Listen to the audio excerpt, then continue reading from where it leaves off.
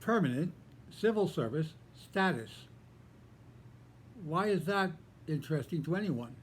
Oh, well, in 1970, our Constitution as an organization, we weren't a union then, was first written and it said it wanted three things out of us. If we're going to join the organization, we should strive to accomplish three things. First one was to help each other out when we could. Well, that made sense. Second one, try to achieve union status because we could do a lot more for each other if we did. That made sense. And the third one was try to make sure we achieved permanent civil service status. That one makes a lot more sense than you might realize if you're not aware of the importance of permanent civil service status. Permanent civil service status means that when the mayor comes and goes, you don't necessarily come and go with him. Failure to have permanent civil service status means you're a provisional. If a fiscal problem arises, yep, you're the first to go, and you have no rights to come back at all.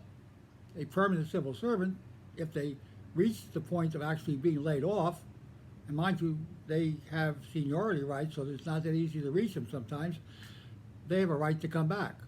I think it's up to 5 years later. So permanent civil service status has all kinds of benefits, but it's not that automatically easy to get to. I mean, the government will come by and offer you a job, and they won't tell you whether it's permanent, provisional, exempt, or anything like that. They'll just offer you a job, and you'll tend to say, yeah, well, it's a job, so I'll take it. Yeah, but the union is very, very sharp on this particular topic because we were originally founded by a bunch of people from the old New York City Department of Personnel, and we know about such stuff.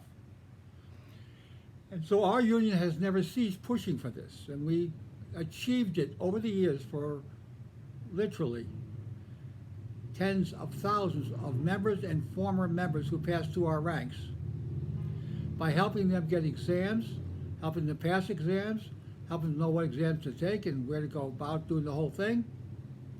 And beyond that, by getting people reclassified to situations where they could take exams.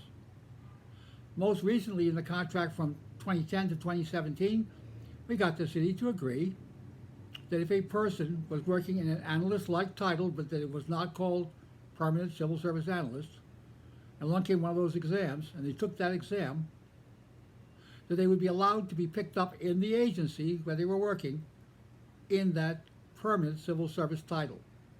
It's kind of like a backdoor to permanent status because you're sitting in a room full of people who are holding essentially jobs that are non-permanent, not competitive, and you're the one sitting there with the permanent competitive status.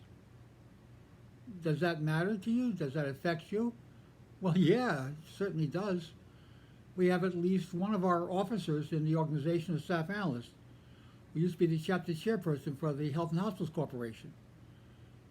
She wasn't laid off one year when everybody around her was laid off because of the fact that she had some degree of permanent status. And that saved her, while all the others were told, we're sorry, maybe we'll be hiring again in a few years, in case you're available. So we fight for that all the time, and we know how to fight for it, and we specialize in fighting for it, and we want to keep on fighting for it. And in case you don't know what it's all about, you're hearing about it here on this video, and I hope you are aware of it, because if you're not permanent in your civil service status, we will want you to join us in this fight to get you that permanent civil service status.